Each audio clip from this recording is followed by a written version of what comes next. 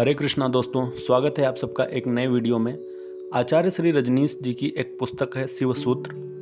उसमें उन्होंने जो प्रभावित करने वाले आजकल के जो बाबा हैं, जो लोगों को बहुत प्रभावित करते हैं और भीड़ इकट्ठी करते हैं, उनके ऊपर एक व्यंग कही है, तो आप लोगों को जरूर सुनना चाहिए।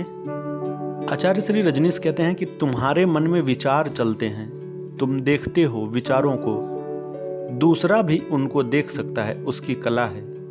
लेकिन विचारों को देखने की उस कला का धर्म से कोई संबंध नहीं। न किताब को पढ़ने की कला से धर्म का कोई संबंध है, न दूसरे के मन को पढ़ने की कला से धर्म का कोई संबंध है। जादूगर सीख लेते हैं, वे कोई सिद्ध पुरुष नहीं है। लेकिन तुम बहुत चमत्कृत होगे।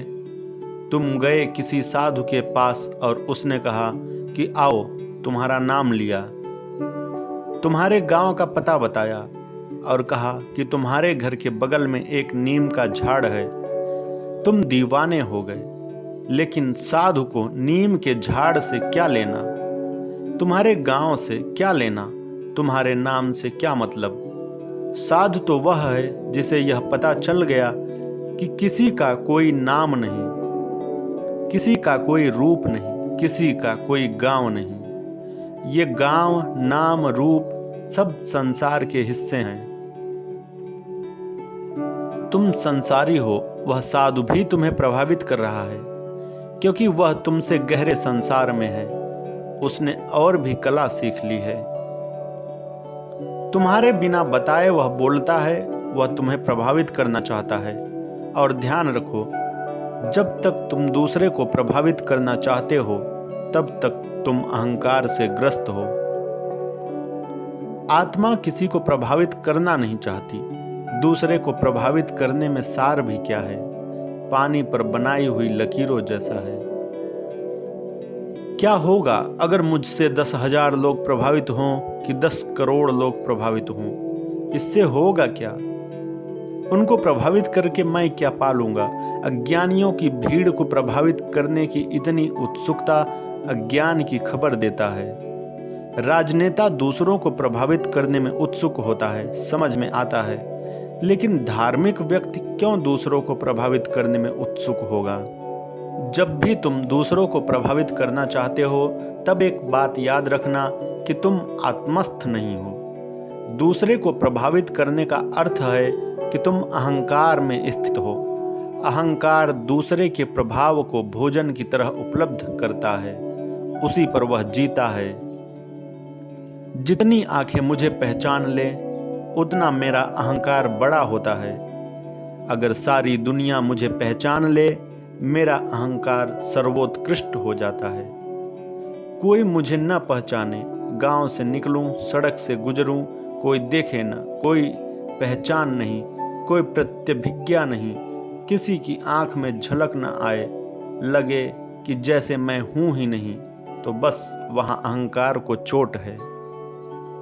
अहंकार चाहता है कि दूसरे ध्यान दें, यह बड़े मजे की बात है। अहंकार ध्यान नहीं करना चाहता, दूसरे उस पर ध्यान करें, सारी दुनिया उसकी तरफ देखे, वह केंद्र हो जाए। भला धार्मिक व्यक्ति दूसरा मेरी तरफ देखे, इसकी फिक्र क्यों करेगा? मैं अपनी तरफ देखूं, क्योंकि अंततः वही मेरे साथ जाएगा। राह तो बच्चों की बात हुई। बच्चे खुश होते हैं कि दूसरे उनकी प्रशंसा करें।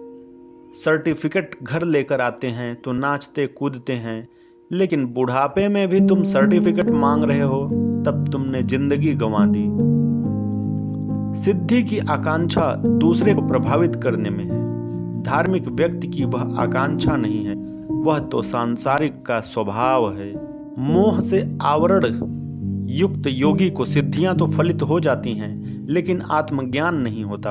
वह कितनी ही बड़ी सिद्धियों को पाले, उसके छूने से मुर्दा जिंदा हो जाए, उसके स्पर्श से बीमारियां खो जाएं, वह पानी को छू दे और पानी औषधि हो जाए, लेकिन उससे आत्मज्ञान का कोई भी संबंध नहीं है।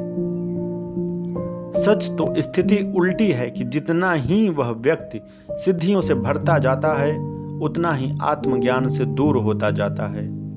क्योंकि जैसे जैसे अहंकार बढ़ता है, वैसे वैसे आत्मा खाली होती है और जैसे जैसे अहंकार खाली होता है वैसे वैसे आत्मा भर जाती है।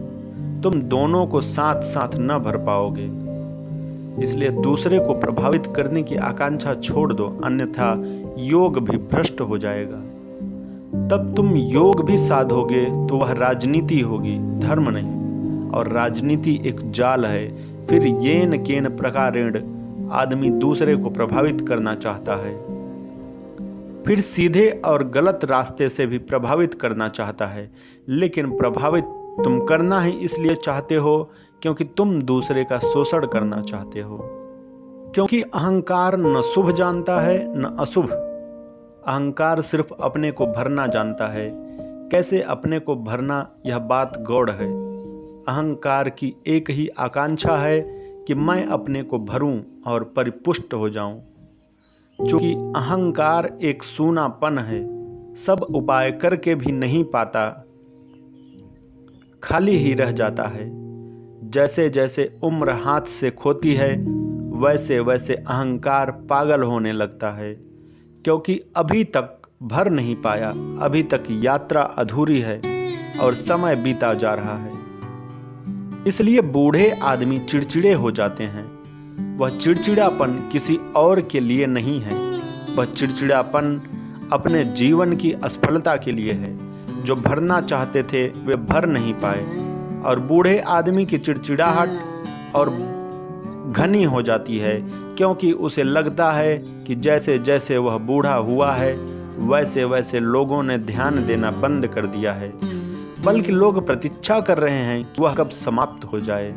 मुल्ला नसरुद्दीन 100 साल का हो गया था। मैंने उससे पूछा कि क्या तुम कुछ कारण बता सकते हो नसरुद्दीन, परमात्मा ने तुम्हें इतनी लंबी उम्र क्यों दी? तो उसने बिना कुछ झिझक कर कहा, संबंधियों के धैर्य की परीक्षा के लिए। सभी बूढ़े संबंधियों के धैर्य की परीक्षा कर रहे हैं। वे 24 घंटे देख रहे हैं कि ध्यान उनकी तरफ से हटता जा रहा है। मौत तो उन्हें बाद में मिटाएगी, लोगों की पीठ उन्हें पहले ही मिटा देती है। इसलिए उनके भीतर चिड़चिड़ापन पैदा होता है। ओशो कहते हैं, उस एक रास्ता का अनुभव तुम्हें तभी होगा जब तुम लोगों का ध्यान मांगना बंद कर दोगे। भिखमंगापन बंद करो। सिद्धियों से क्या होगा? लोग तुम्हें चमत्कारी कहेंगे, लाखों की भीड़ इकट्ठी होगी, लेकिन लाखों मूढ़ों को इकट्ठा करके क्या सिद्ध होता है कि तुम इन लाखों मूढ़ों के ध्यान के केंद्र हो? तो तुम महामूढ़ हो। अज्ञानी से प्रशंसा पाकर भी क्या मिलेगा? जिसे खुद ज्ञान नहीं मिल सका उसकी प्रशंसा मांग कर तुम क्या करोगे? जो खुद भटक रहा है उसके तुम नेता हो जाओगे। उसके सम्मान का मूल्य ही कितना है।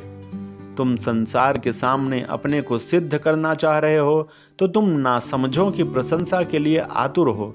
तुम अभी नासमझ हो, और अगर तुम सोचते हो कि परमात्मा के सामने तुम्हें अपने को सिद्ध करना चाहा है कि मैं देख सिद्ध हूं, तो तुम और महान समझ हो, क्योंकि उसके सामने तो विनम्रता चाहिए। वहां तो अहंकार काम न करेगा। वहां पर तो तुम मिटकर जाओगे तो ही स्वीकार हो पाओगे। वहां तुम अकड़ लेकर गए तो तुम्हारी अकड़ ही बाधा हो जाएगी। इसलिए तथाकथित सिद्ध परमात्मा तक नहीं पहुंच पाते। बहुत सी सिद्धियां उनकी हो जाती हैं, लेकिन असली सिद्धि चूक जाती है। वह असली सिद्धि है आत्मज्ञान।